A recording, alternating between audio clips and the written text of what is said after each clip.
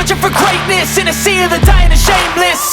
A sea of the aimless. I don't wanna be one of the nameless. I'ma wake up with the... Belum menyaksikan video ini, pastikan bosku jangan lupa subscribe. Karena subscribe itu gratis plus bonus tonton video terbaru setiap harinya. Jangan lupa ya. Nah, tidak terasa ya, akhirnya kepemimpinan Anies selama 5 tahun akan berakhir pada bulan Oktober mendatang. Nah, memang sih ada selentingan pada waktu itu, yaitu menjadi PJ pengganti Gubernur Anies Baswedan, yaitu Ahok lah, atau siapalah. Karena Ahok lah yang sangat pantas untuk menggantikan Anies Baswedan. Di masa kepemimpinan Ahok dinilai sangat sukses, yaitu membuat ibu kota semakin tertata di era kepemimpinan Ahok. Kemungkinan ini di luar dugaan, yaitu PJ Gubernur pengganti Anies Baswedan adalah Fadil Imron. Kemungkinan Kadruner pasti akan terkaget-kaget melihat PJ Gubernur yang diusulkan oleh beberapa anggota DPRD dari fraksi Gerindra ini, yaitu Fadil Imron. Kita ketahui kan Fadil Imron sangat tegas ya, kemarin ketika HRS melanggar prokes. Fadil Imron juga tegas mencopot Kapolsek pada waktu itu menjabat sebagai Kapolda di Jawa Timur.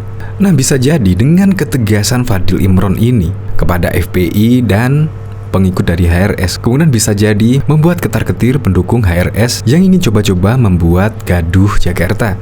Kita lihat kan sekarang ini di kepemimpinan Kapolda Fadil Imron, Jakarta sekarang ini terlihat kondusif dan tenang. Bahkan demo-demo yang kemarin juga berjalan dengan lancar dan juga aman. Ya, memang sih ada sedikit kejadian, tapi tergolong terkendali dengan adanya demo-demo di bawah kepemimpinan Kapolda Metro Jaya Fadil Imron ini. Maka tidak salah lah dari anggota DPRD DKI ini menilai Fadil Imron mumpuni menggantikan Anies Baswedan menjadi PJ Gubernur DKI Jakarta. Nah, akan tetapi menurut para ahli, Kapolda Fadil Imron disebut sebagai calon PJ Gubernur DKI Jakarta tidak bisa. Berikut ini dari Ujang Komarudin menanggapi munculnya nama Kapolda Metro Jaya Irjen Fadil Imron yang berpeluang menjadikan calon pejabat Gubernur DKI Jakarta menggantikan Anies Baswedan. TNI Polri tidak bisa menjadi PJ Gubernur, yang bisa adalah eselon 1 dari kementerian atau lembaga, ujar Ujang saat dihubungi Tempo pada Jumat 20 Mei 2022. Jadi fix ya, Pak Fadil Imron tidak bisa, walaupun ketegasannya tidak diragukan. Dan kemarin juga sudah ada 3 nama, yaitu PJ Gubernur DKI Jakarta pengganti Anies Baswedan, yakni Kepala Sekretaris Presiden Heru Budi Hartono, Sekda DKI Marullah Matali, dan Deputi 4 Kantor Staf Kepresidenan Juri Ardiantoro. Jadi 3 itu kemungkinan yang akan menggantikan Gubernur DKI Anies Baswedan yang pada Oktober mendatang habis masa jabatannya. Ya, semoga saja program-programnya bisa membuat Jakarta lebih baik lagi dan bisa meneruskan kebijakan-kebijakan yang pro masyarakat Jakarta. Untuk lebih lengkapnya simak berita berikut ini, Good News Indonesia. Kadruner pasti sok berat, pengganti Anies tidak terduga. Kapolda Metro Jaya Irjen Fadil Imron dinilai mumpuni menjabat Gubernur DKI Jakarta menggantikan Anies Baswedan yang masa jabatannya akan habis pada Oktober mendatang. Hal tersebut diungkapkan langsung oleh anggota DPRD DKI dari fraksi Gerindra, Muhammad Taufik. Taufik menilai Fadil memenuhi persyaratan untuk bisa dipertimbangkan menjadi PJ Gubernur DKI Jakarta. Pasalnya, menurut Taufik, Fadil sering berkomunikasi dengan seluruh pejabat di Pemprov DKI Jakarta.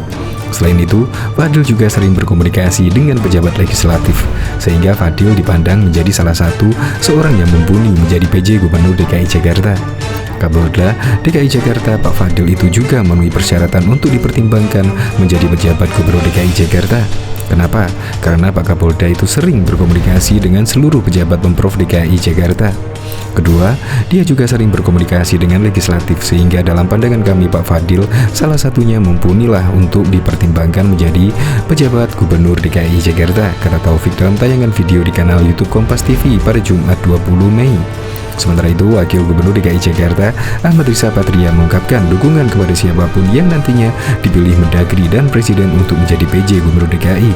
Riza pun menyebut jika calon-calon yang ada ini tidak hanya memenuhi persyaratan administratif saja, namun juga memiliki kemampuan dan pengalaman yang baik untuk kedepannya. Kewenangan daripada Kementerian Dalam Negeri dan juga arahan petunjuk dari Bapak Presiden itu kewenangan dari pemerintahan pusat. Kami di Pemprov patuh dan taat akan aturan perundang-undangan yang ada. Kami dukung siapapun nanti yang dipilih oleh Pak Menteri, Pak Presiden yang terbaik. Calon-calon yang ada adalah orang-orang yang tentu tidak hanya memenuhi persyaratan administratif, tapi memiliki kemampuan dan pengalaman yang baik untuk ke depan, ungkap Riza. Diwartakan sebelumnya pada masa jabatan Gubernur DKI Jakarta Anies Baswedan akan berakhir pada 16 Oktober 2022 mendatang. Menteri Dalam Negeri Tito Karnavian akan mengajukan 3 nama sebagai kandidat PJ Gubernur DKI Jakarta sebelum masa jabatan Anies berakhir. Namun saat ini muncul nama-nama yang disebut dapat kandidat PJ Gubernur DKI Jakarta. 3 nama tersebut yakni Kepala Sekretaris Presiden Kasetpres Heru Budi Hartono, Sekda DKI Marullah Matali, dan Deputi 4 Kantor Staf Kepresidenan Juri Ardiantoro. Meski demikian, hingga kini belum terdapat keterangan resmi dari pemerintahan terkait siapa kandidat pengganti Anies Baswedan.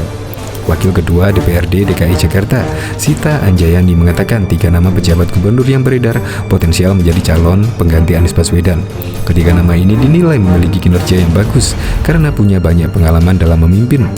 Kalau melihat dari 3 nama yang diusulkan, Pak Heru Budi bagus, pernah jadi eksekutif ibu kota, tentu paham dengan psikologis Jakarta.